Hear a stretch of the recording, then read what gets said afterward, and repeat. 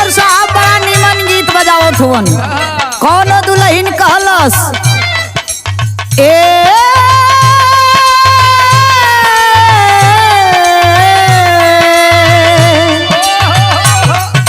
राजा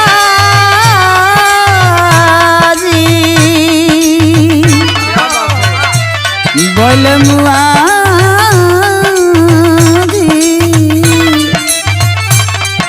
हमार राजा जी हमरा के केतना माने लो। ए जितेंद्र जी, मनु भैया, विशाल भैया, उ मेहरारू बतावे सुतला बलमुआ कोरा में धई के, सुतला बलमुआ कोरा में धई के, त कोनो छेना से काम उनकर चुमा नहीं थे, कोनो छेना से काम उनकर चुमा नहीं थे,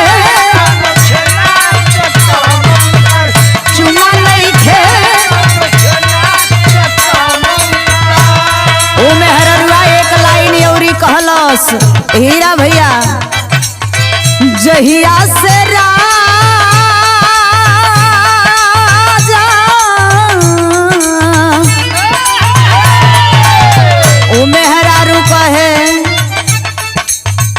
जहिया से राजा जी से भइल हमर मेल बा, सगर मिठाई हलुवैया के फेल बा, सगर मिठाई हलुवैया के फेल बा, सगर मिठाई हलुवैया के फेल बा।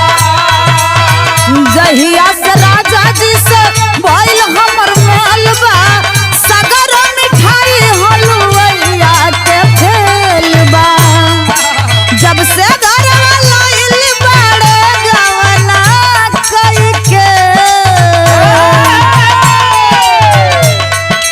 जब से घरवा लाइल बड़े गवना कई के, त कोनो छेना से काम उनकर चुमा नहीं थे, कोनो छेना से काम उनकर चुमा नहीं थे, कोनो छेना से काम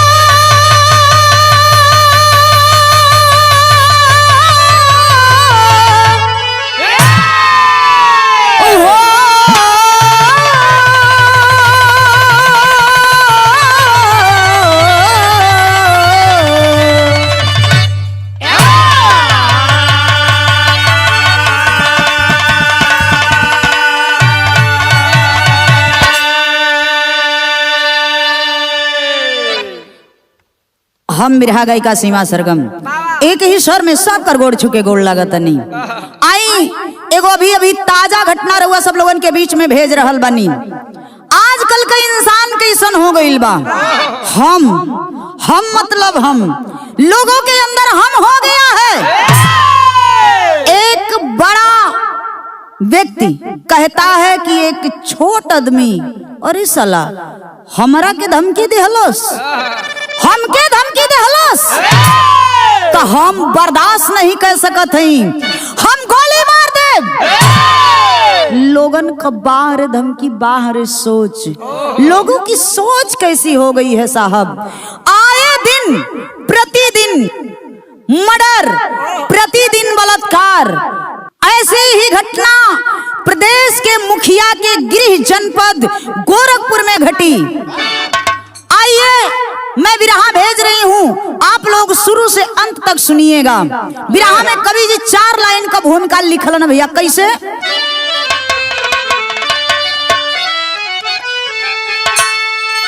आजादी को देकर सदा सो गए, अरे बिलखती समाधि आज अपमान से, मिला हक वतन में जीने के लिए, लोग जी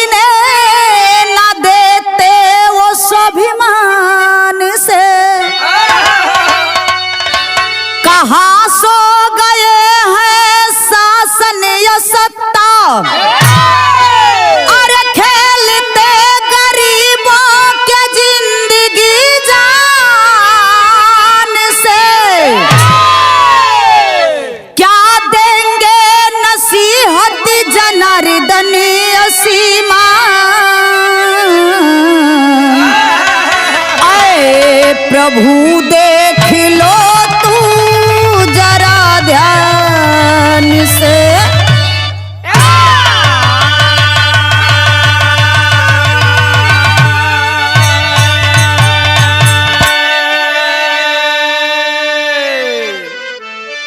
कहले का मतलब है साहब, आजकल जे गरीब बा ओकरे जिंदगी से खिलवाड़ कइल जाता है।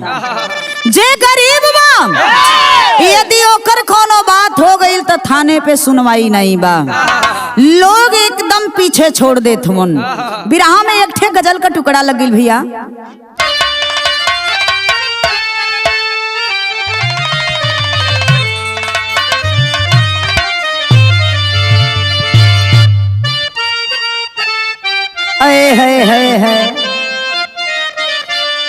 यह गजल का लाइन बा कि अरे नजर से,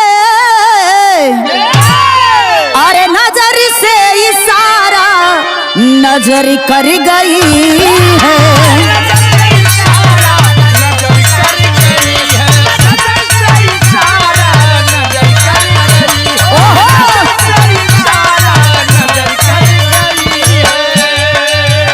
कितने मजनू को घर से बेघर कर गई,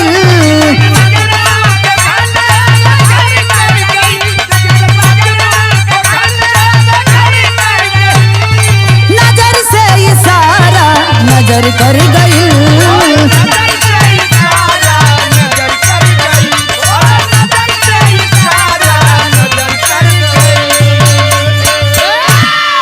लेकिन बिरहा में बड़ा सुंदर कवि जी भाव लिखलन है, कैसे? अरे धर्म की धरा पर अधर्म हो रहा है।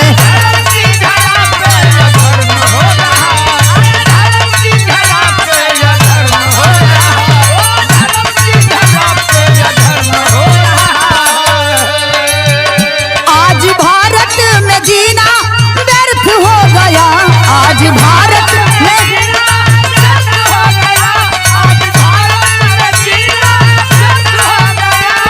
धर्म की धरा पर अधर्म हो गया।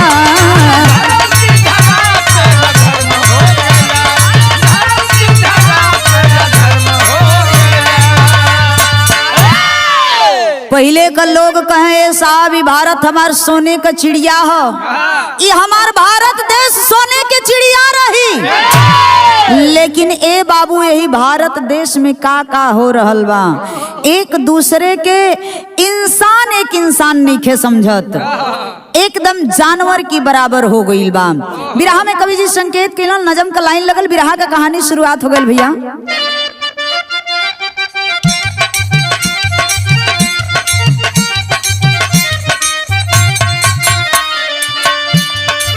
वतन में जीना गरीबों का दुश्वार हुआ, वतन में जीना गरीबों का दुश्वार हुआ, पाप का पाप सबके सिर पर सवार हुआ।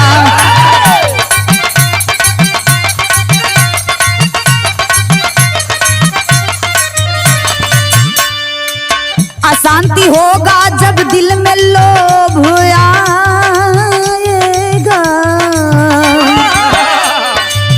अशांति होगा जब दिल में लोभ आएगा, धरा रह जाएगी मनौता मिट जाएगा।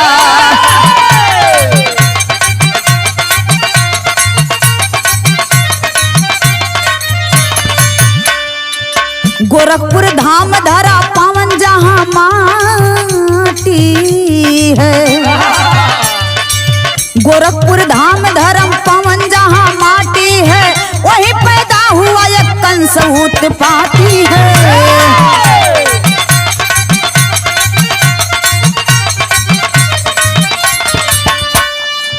बगल में रामधनी निषाद का परिवार रहा, बगल में रामधनी निषाद का परिवार रहा, रास्ता के कारण दोनों में तकरार रहा।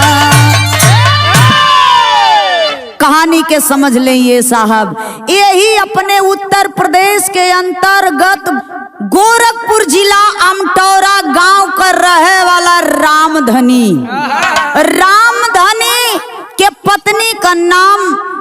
हेमलता। ए भैया, रामधनी और हेमलता के बीच में भगवान 4 ठे औलाद दिले हुवन, जौने में 2 ठे बेटवा 2 ठे बिटिया।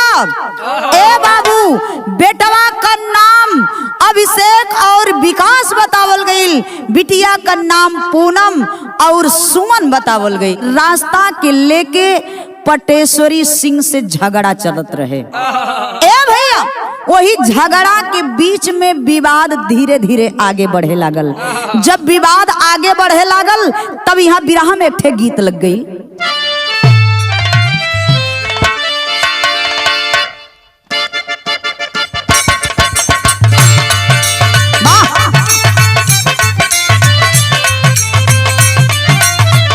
हमारे मास्टर साहब बजा गइलन,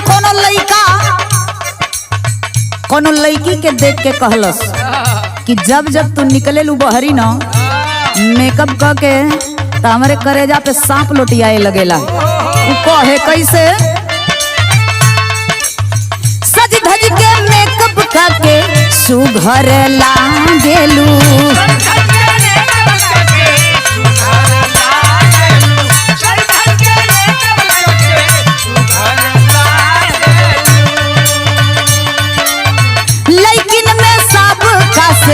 सुपर लागेलू,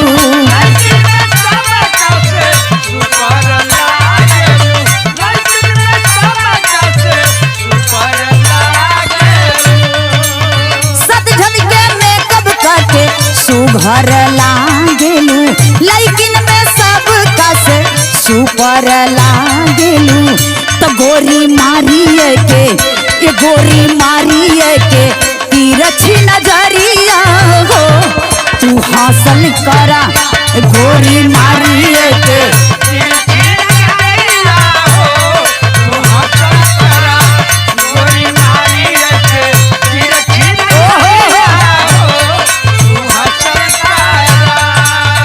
लेकिन विरहा में कवि जी बड़ा सुंदर भाव दिहलन, लिखलन का आखिर में दोनों पक्ष से विवाद होता है, और जब विवाद झगड़ा चालू भइल तब भइल का, ठाकुर निषाद से होला तकरार हो,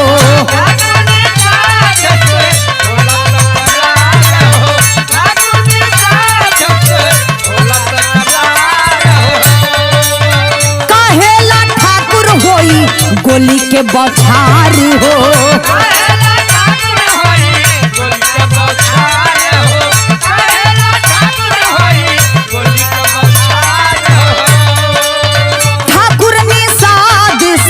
होला तकरार हो, काहेला ठाकुर होई गोली के बौछार हो। तो बही जाई कहियो, हो बही जाई कहियो खूनावा के धार हो, रामधनी सुना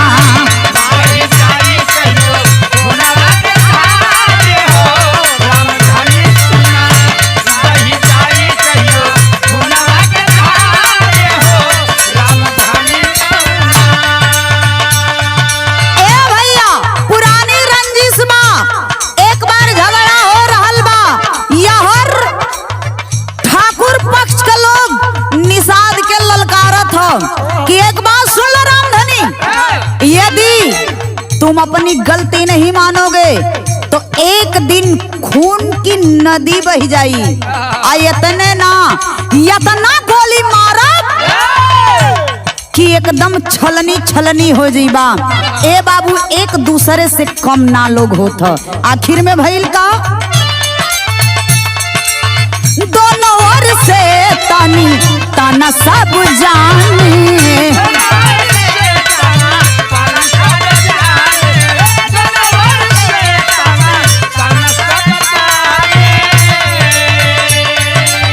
कोई से कोई यहाँ कम नहीं माने,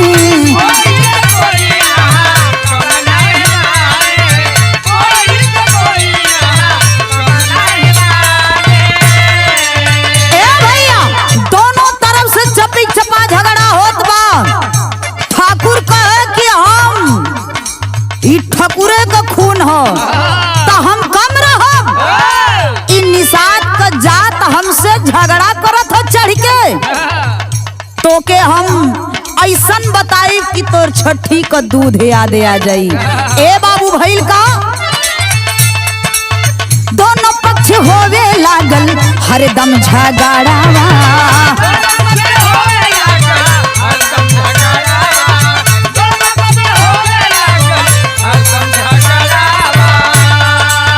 डर डर के जिए लानी सब परिवार,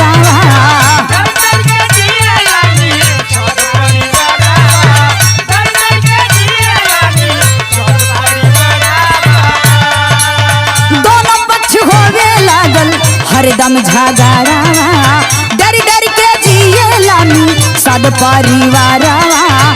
तबाही जाई कहियो, तबाही जाई कहियो खूनवा के धारी हो रामधानी सुना। तबाही जाई कहियो खूनवा के धारी हो रामधानी।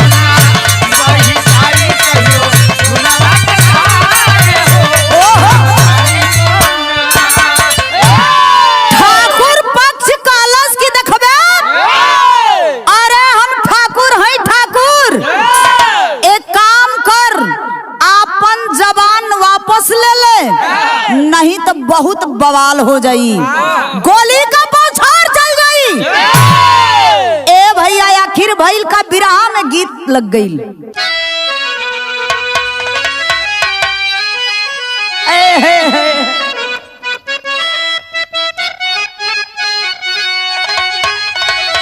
ई कोनो मेहरारू अपने मर्दे से कहले रहे, मर्दा ढेर यही ठीके रहे मेहरुआ कलश है राजा जी देखबो ढेर चुरुगा मोत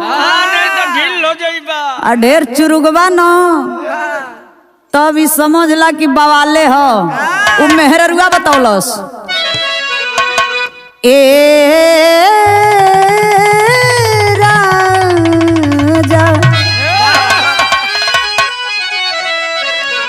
राजा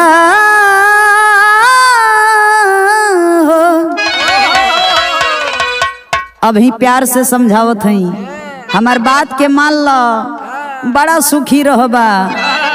उ बतावे अरे केतनो तू गंगा नहैबा, अरे केतनो तू गंगा नहैबा पातर तिरिया ना पैबा राजा।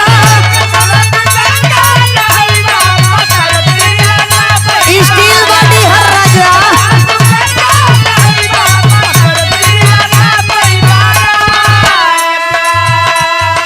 ना पैबा राजा हो ना पैबा राजा।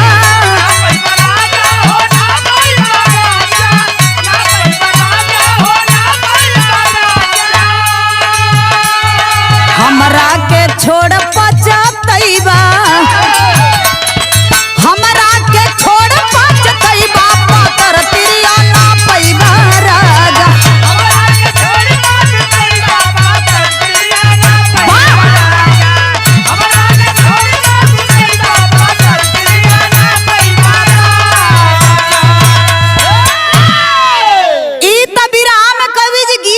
रहलन, लेकिन बिरहा के भाव में बतावल गईल आखिर में पुरान रंजिश चलत चलत चली आइल सन 2024 तक, जबकि सन 2024 अब खत्म होखे वाला बा। यहाँ तक जब रंजिश आइल ए बाबू तो दिन कवन रहे आ कवन डेट रहे कवि जी बिरहा के भाव में लिखलन है कैसे। 2 तारीख सोमवार दिनवा, अरे 2 तारीख सोमवार दिनवा विवाद भइल साइकिल करना।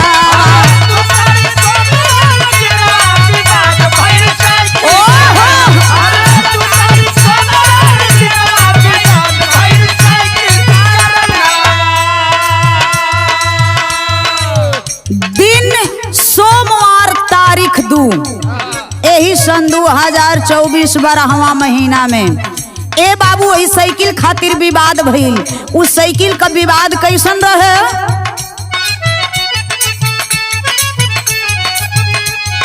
रामधनी पटेश्वरी में भइल विवाद हो।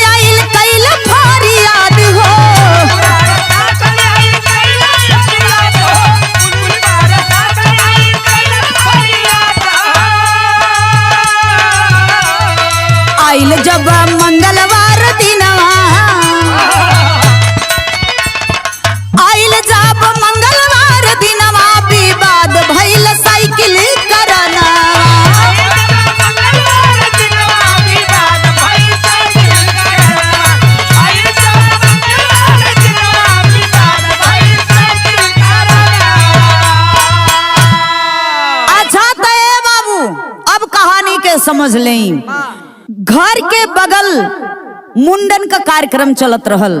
ए बाबू लोगन का आवागमन शुरू बा, लोग आवत हुवन जात हुवन।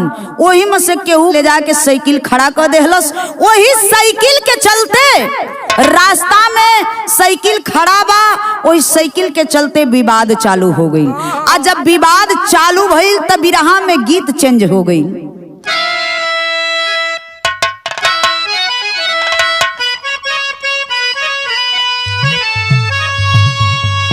यह गीत के लाइन में अरे अमवा त खइला अरे कोयलिया खिंच के मरला दगिया लग रे गौए ना कि दगिया लग रे गौए ना त हमारी कोरी रे चुनरिया हो दगिया लग रे गौए ना।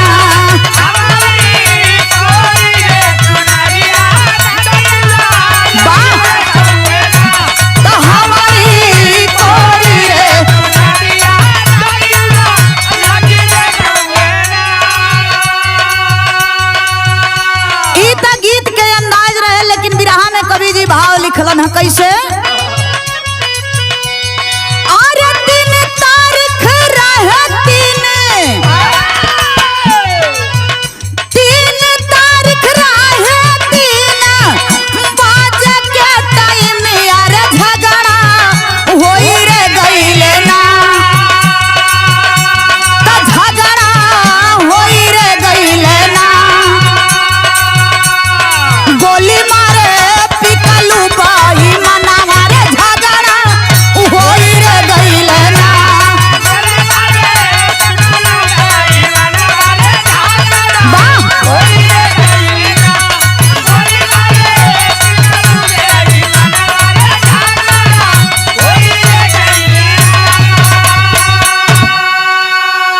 ए भैया अब देखी 2 तारीख सोमवार के दिन जब झगड़ा भइल तब पुलिस प्रशासन का लोग आइल, दोनों पक्ष के लेके गई थाने पर। आ थाने पर जब लेके गई ए बाबू तो दोनों पक्ष के समझा के पुलिस वाला लोग छोड़ दिहल, अपने अपने घर आइल। अच्छा तब विवाद चालू कहाँ से भइल?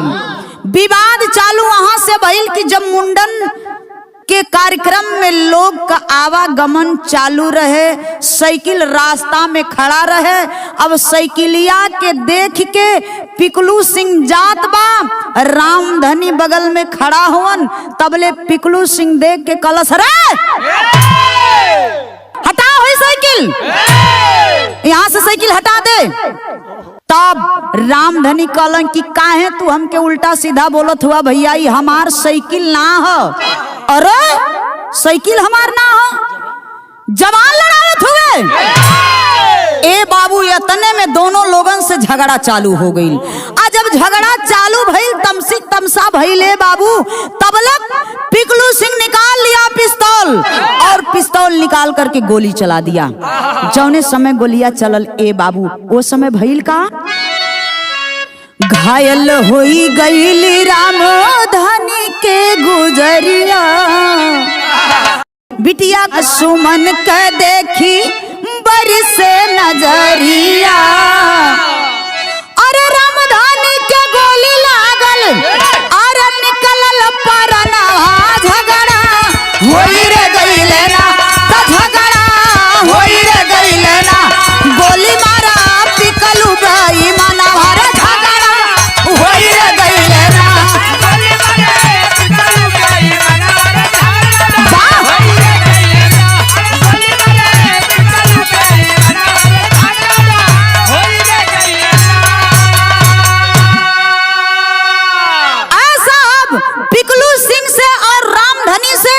जब बोलचाभर लोग सुनल तो घरवा से अनी सुमन बिटिया और पत्नी भी जो रामधनी की पत्नी थी दौड़ते हुए लोग आए।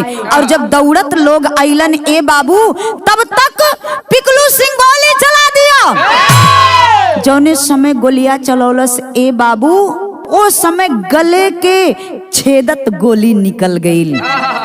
जब गोली लगल ए बाबू झरझर झरझर रोवत बा बेटवा ए बाबू।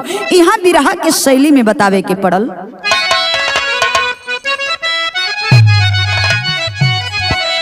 अरे जमीनिया सगरी यही जा रही जाई ए बाबू, जमीनिया सगरी यही जा, जमीनिया सगरी यही जा रही जाई। अरे होके विधवा रोया माई और बहिनिया,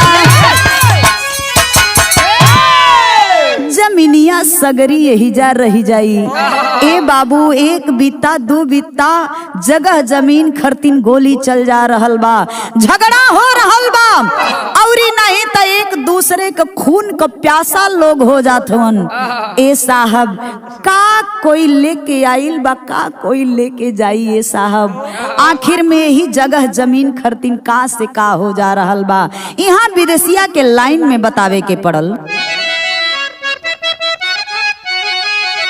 अरे शासन समझौले रहे न माने बेईमानवा हो, अरे धाये धाये गोलियां चलावे शैतानवा। ए बाबू आखिरत में पुलिस प्रशासन का ना बात मानते हुए झगड़ा किया, आखिर में गोली को चला ही दिया। जब गोली चलती है तो होता है क्या, हेमलता के गोली लागल भैली घायल ललनावा हो, अरे रामधानी तेजी दिहल मौके पर परनवा। अरे गोलिया के मारी पापी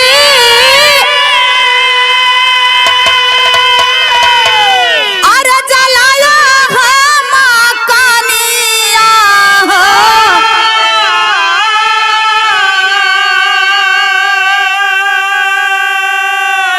अरे पाई के मौका भागे फरार दुश्मना। ऐसा साहब आखिरत में पुलिस प्रशासन समझाने के बावजूद में एक बात नहीं पिकलू सिंह माना। आखिर में जिस समय गोली चलती है गला के पार कर गई रामधनी के। ए बाबू यहर रामधनी के औरत जेकर हेमलता नाम बतावल गई, आखिरत में गोली लगल उहो घायल हो गईली। घायल होके अखिया से आंसू झरझर झरझर चलता। ए भैया यहाँ भइल का बिरहा में गीत लग गई।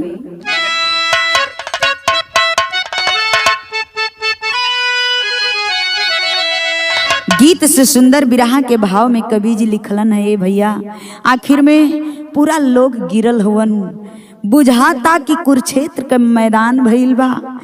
ए बाबू आखिर भइल का, अरे आइल प्रशासन रोवे बचावा समानवा की साहब जी। आइल प्रशासन रोवे बचावा समानवा की पापिया उजड़ल आसियाना हो कि साहब जी। पापिया उजड़ल आसियाना के साहब जी। पापिया उजड़ल आसियाना के साहब जी।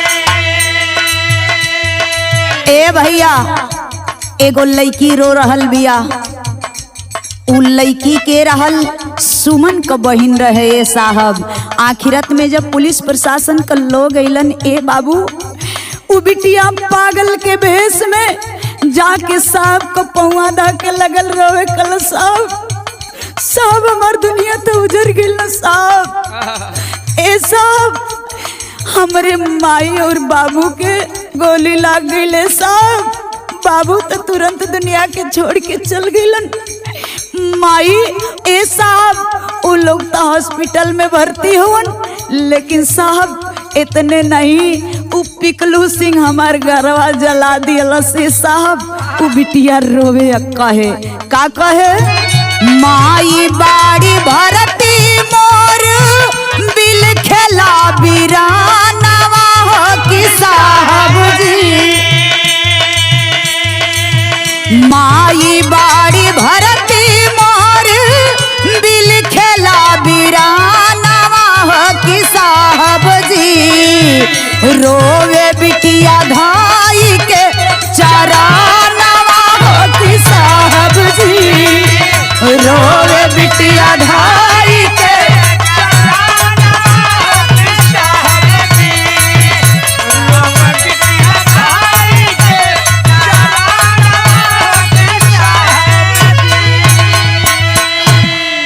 साहब। एक तरफ पूनम बिटिया, दूसरी तरफ सुमन बिटिया, दोनों लोग रो रहे हैं। और दूसरी तरफ दोनों बेटा अभिषेक और विकास, दोनों लोग रो रहे हैं। इधर सुमन हथवा जोड़ के कल साहब साहब हमार घरवा उजर गईले साहब। ए साहब एक ठे हमार बात सुनी, हम कुछ सुनली हाँ।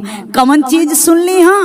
सुमन बिटिया रो के कहे का कहे, काहे नाही हिलल जोगी तोहर आसानवा हो कि साहब जी, काहे नाही हिलल जोगी तोहर आसानवा हो कि साहब जी, ऐसे होई रोई संविधानवा हो कि साहब जी,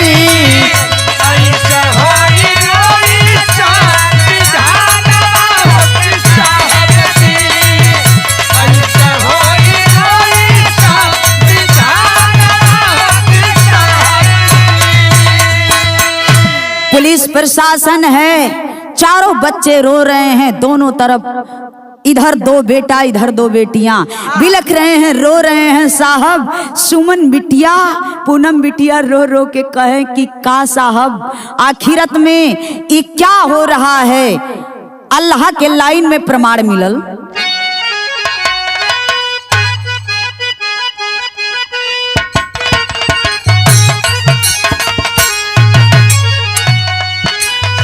मिलल आजादी भले हमरे देशवा में बाबू,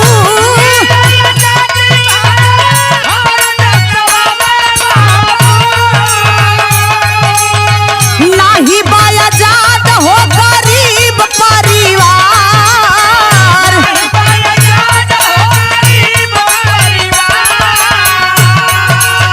मिलल संविधान भले हमरे देशवा में भैया,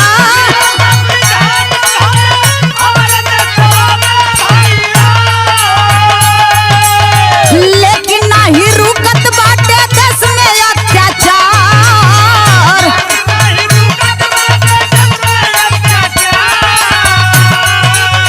केहू न सहारा बा गरीब वंचित के पंचो,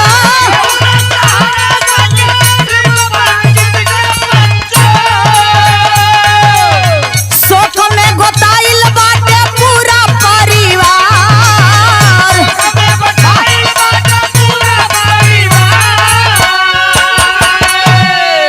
ऐसा हम आज उस परिवार का कोई सुनने वाला नहीं है। प्रमाण मिलता है कि ठाकुर समाज के लोग अंदर अंदर पुलिस प्रशासन मदद भी कर रही है। आखिरत में एक ऐसा न्याय है, क्यों गरीबों का जीना हक नहीं है। गरीब परिवार इंसान नहीं है साहब, बाहर लोग बाहर सत्ता के लोग कहे के बाद आखिर में रो रो के बेटी और बेटा इंसाफ मांगे, कहे का खड़ी के अंदाज में।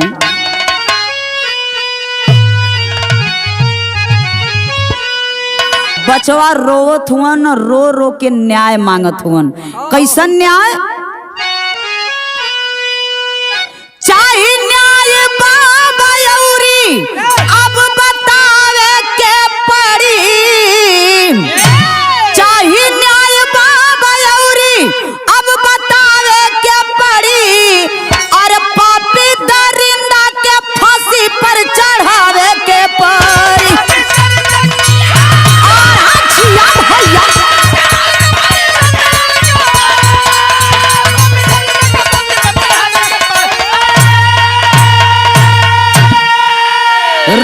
होकर के गुहार कर रहे हैं कि माननीय योगी जी तक मेरी आवाज जा रही है, तो उस परिवार को इंसाफ चाहिए।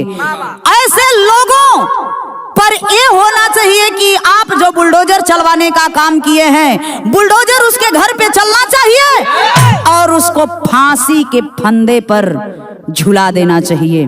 कहना चाहूंगी क्या, इहे बा लोगवन के शासन से कहनाम हो, अरे पापी घूमे ना पावे साहब खुलेआम हो।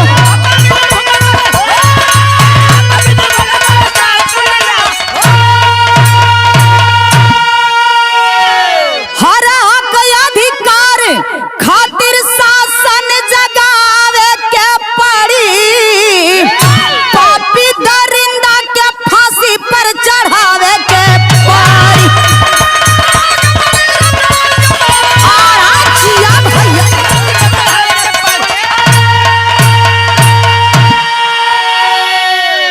मांग है लोगों की, आखिरत में उस अभी ये बिरहा लिखे जाने तक वो पापी दरिंदा अभी भी घूम रहा है। जहां तक मेरी आवाज जा रही है, आप सभी लोगों से मेरा निव्र निवेदन है कि वो पापी जहां भी दिख जाए पुलिस प्रशासन को खबर करिए और लास्ट में उसे फांसी के फंदे तक पहुंचाने का काम करिए। और अभी भी आज बिरहा गाने तक प्रमाण मिला कि गीडा थाने की बात है और गीडा थाने पर अभी समाजवादी पार्टी के लोग धरना दे रहे हैं। लास्ट में गुरघराने का पर्चे लगल, गुरु बिहारी, गुरु गणेश, गुरु रामलाल मोरबा का, अरे स्वर्ग कवि चंद्रिका बच्चन के बीज पताका।